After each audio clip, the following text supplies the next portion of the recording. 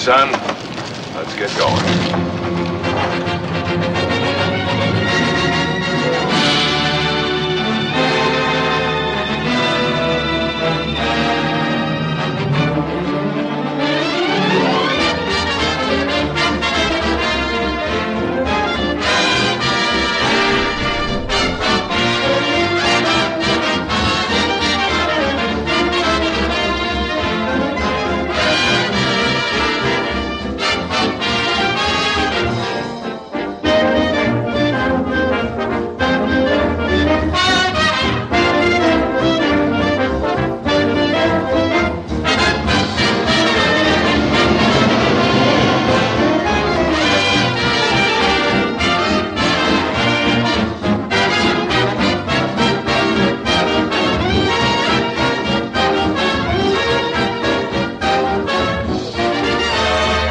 Give me a second. Yep.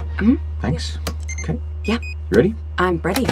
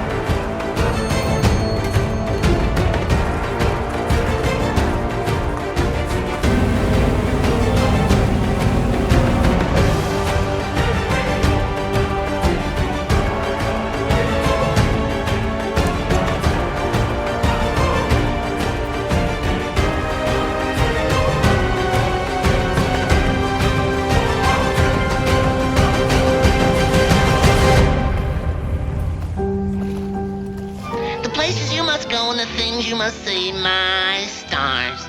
And I'll bet you meet a lot of interesting people, too. I'm always interested in meeting interesting people. Now let's dip our patties in the water.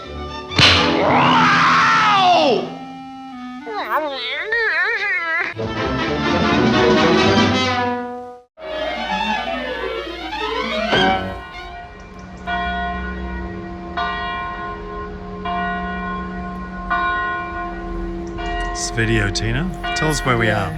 Verona, Italy. And what is this? We are at the Theatre Romana. 2,000 years old. Teatro? Teatro. That's it.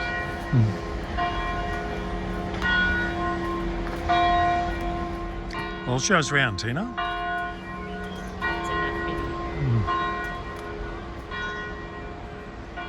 Oh, it'll look fabulous when you see the model and you understand that, you know, it was built out of marble and Emperor's residence was up the top, up the back, just the way it was all set up and how they had, you know, boats that would take people across the river to the theatre. Ramming speed.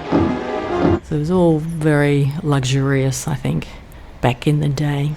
And Verona itself was a very pretty city, so aesthetically, you know, really nice. There's lots of really nice streets and lots of nice shops too, if you're into shopping. If the museum was interesting, that would be worth a visit. Like all these places, you know, and the museums weren't too big. They weren't too overwhelming, so definitely time to do those. Because of the ancient Rome stuff. I think the other thing too with Verona is it's not a huge city, and the time of year we were there, which was late February, it wasn't too crowded. So, you know, it had a nice feel walking around, very easygoing, wasn't too crowded. At night it was nice as well. So good time of year. So it'd be up there because I think the size, perhaps it doesn't get crazy like Rome and Florence.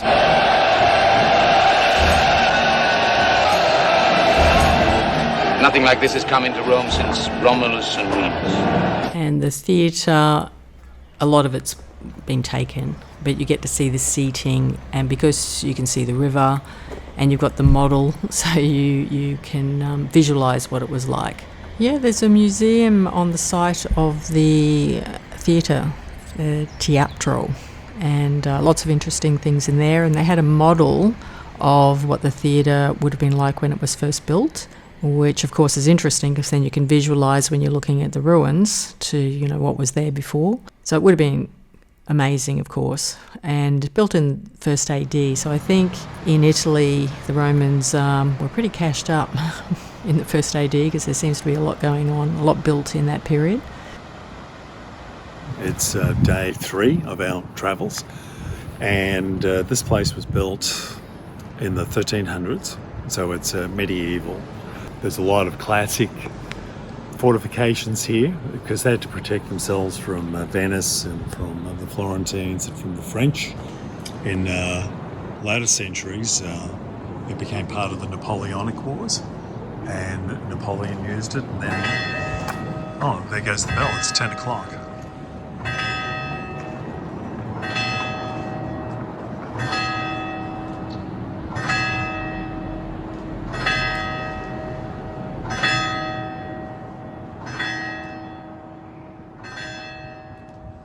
This location was used also by the Romans, and they used to have a bridge across the river here. There were 3 Roman bridges, 2 of them collapsed over time. One is still there, we walked across it yesterday. 1300 when they rebuilt this fortification, medieval fortification, they also put in a new bridge surrounded by a very deep moat. There must have just been centuries and centuries of people trying to take land from one another, and this spot was just right in the middle of everything, a nexus.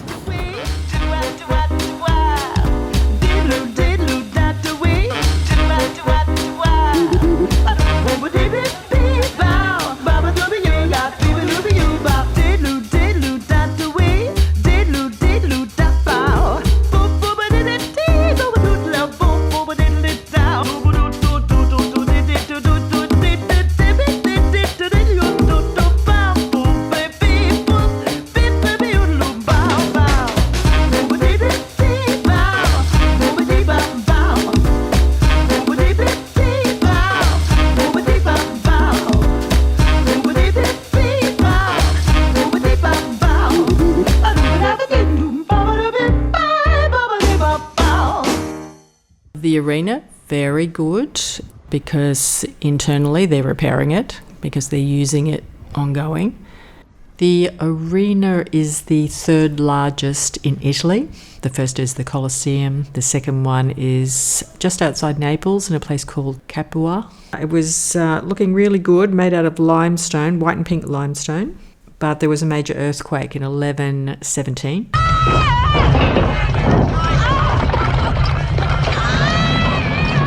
Which destroyed most of the outer ring, and there's only what they call the wing left. So you can only see the upper floor of just that small area. And after that, the stone was quarried for reuse in other buildings. So presumably other buildings have all the limestone that collapsed from the outer wall. And who have we got with us, Tian? Paul's here. Italy's Bella.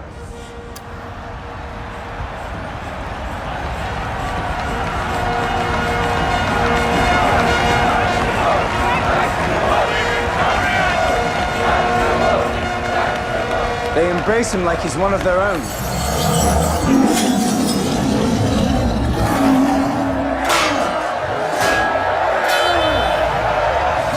The mob is fickle, brother. He'll be forgotten in a month.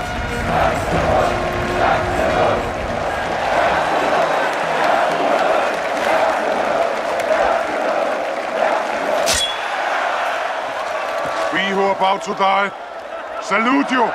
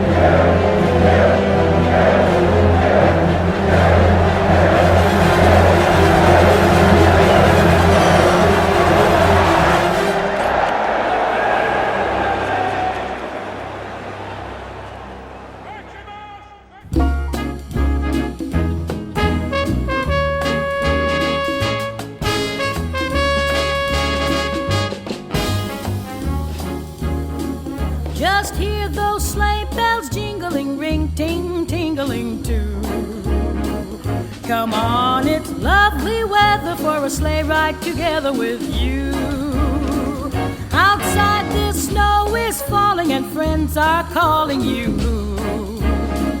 Come on, it's lovely weather for a sleigh ride together with you.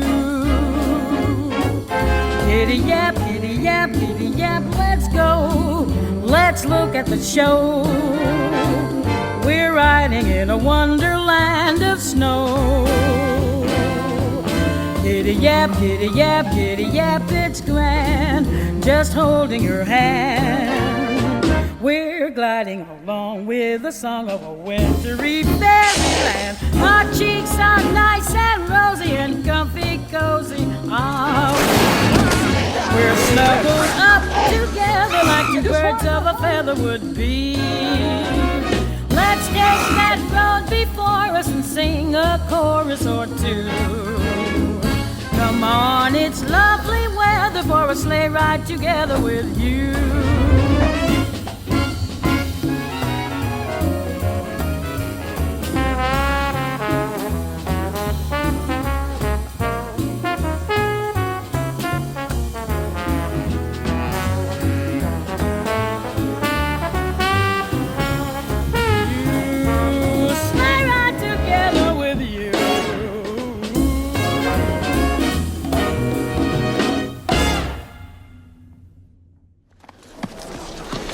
My God, you poor guy, does it hurt? Well, the thing is that Madonna di Campiglio is in the Dolomites, and the Dolomites, or Dolomiti, are just an amazing part of Europe.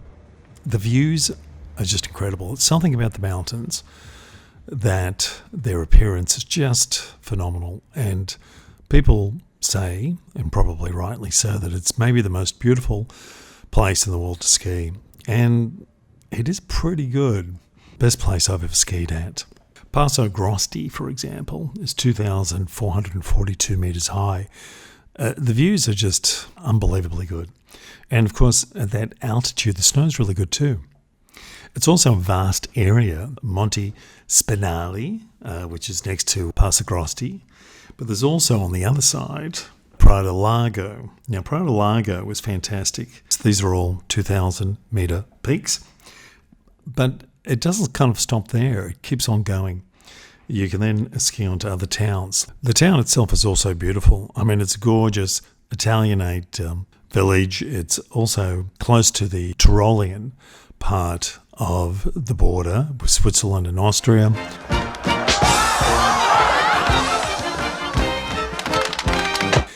So you get this kind of blend of different cultures there. There's the whole Leiden, which is a kind of like something in between the German and the Italian experience. They even have their own language. Snow conditions were great for us too. We got there right at the end of February, so primarily skiing in March, which means it's spring conditions, but the snow was fantastic. And because you can go there a little bit higher, up to Passo Grossi, you can get really fantastic snow. There's also little restaurants and cafes and places to eat everywhere across the mountain, which also makes it really, really nice. It's a huge skiing area. There's a lot of terrain. We skied 7 days, hardly skied anything twice. There's just a lot to see, a lot to do, a lot of variety. The atmosphere is fantastic too. You know, there's a lot of fun there. And then the village at night is just beautiful. I mean, really stunning. It's like a picture postcard. It is so gorgeous. I totally recommend it. It's not too far from Milano, so you can just fly in. So we got the high-speed train from Milano to Verona. Spent a couple of days at Verona. Then we got a private transfer. There were a group of us, 3 of us, so we could split the cost. But there's also buses as well. Highly recommended.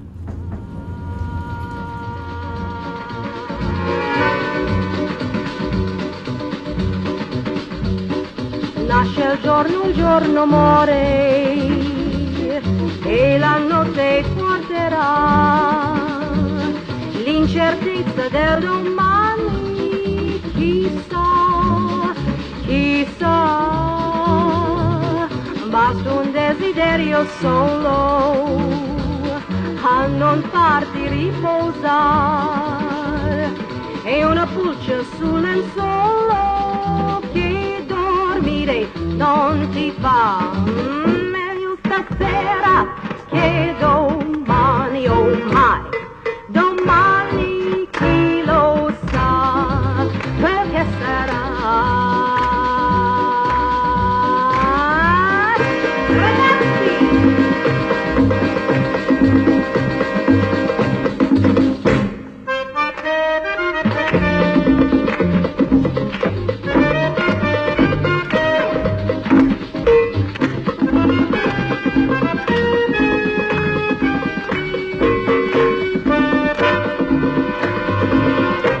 Stasera ti decidi